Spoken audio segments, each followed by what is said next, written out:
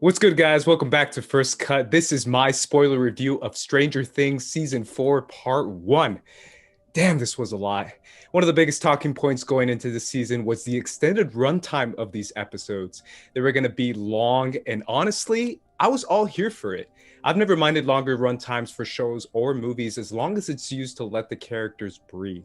So many films these days are incredibly rushed, and it feels like this need to finish as quick as possible. So I like that Netflix is allowing the Duffer Brothers to cook and let their story be as long as needed. Bringing in the new season, however, I'm not sure if it was entirely affected. I was never bothered by the length, but I don't think if it was warranted either. A lot of the Hopper Joyce storyline was fun, but I don't know if we accomplished much until the final episode.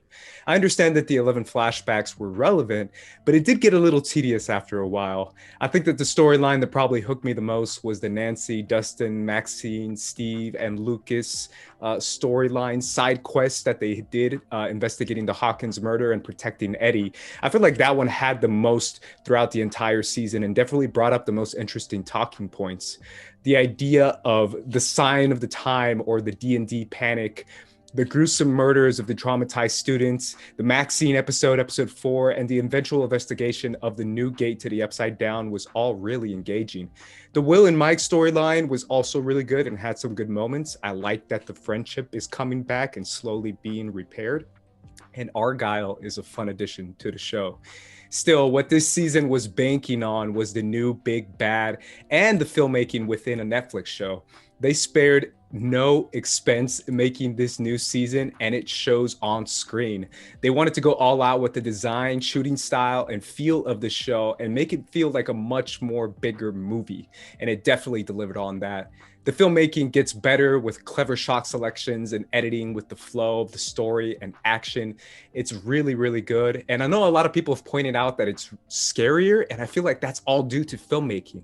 The texture, the sound design, the upside down, Vecna really felt more terrifying because of that. And it's all within the world building of the show. The Upside Down feels terrifying, and it's a threat that has always had a looming presence over the town of Hawkins. But the level up of budget and runtime allowed the Duffer Brothers to go off and create a new terrifying villain in Vecna, who invades streets and crushes you from the inside. It's it's genuinely terrifying, and it's a new thing that they developed throughout this entire new season. It's probably the strongest part of this new season. Okay, now for the twists and turns. Let's talk about Jamie Campbell Bower's character. I had a feeling he'd be number one, but I definitely did not see him being Vecna. I honestly don't know how to feel about it. A lot of my opinion will be based on part 2, but as of now, I don't know if I really vibe with it. I like Dustin's theory of Vecna being a dark wizard and a general for the Mind Flayer, and seeing him be revealed as just another kid who got experimented on felt a lot less threatening to me. I was like, okay, he's another one of Brenner's kids. It's not as imposing or intimidating as Dustin's dark wizard theory, but that's also just me buying into that theory, so I'll wait to see where it goes until the final part 2 of season 4.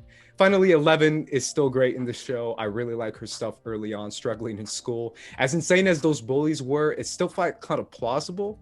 I remember middle school and high school, and kids aren't nice. They're not cool. So I really did feel like it was relevant to the character and still semi-realistic to those moments.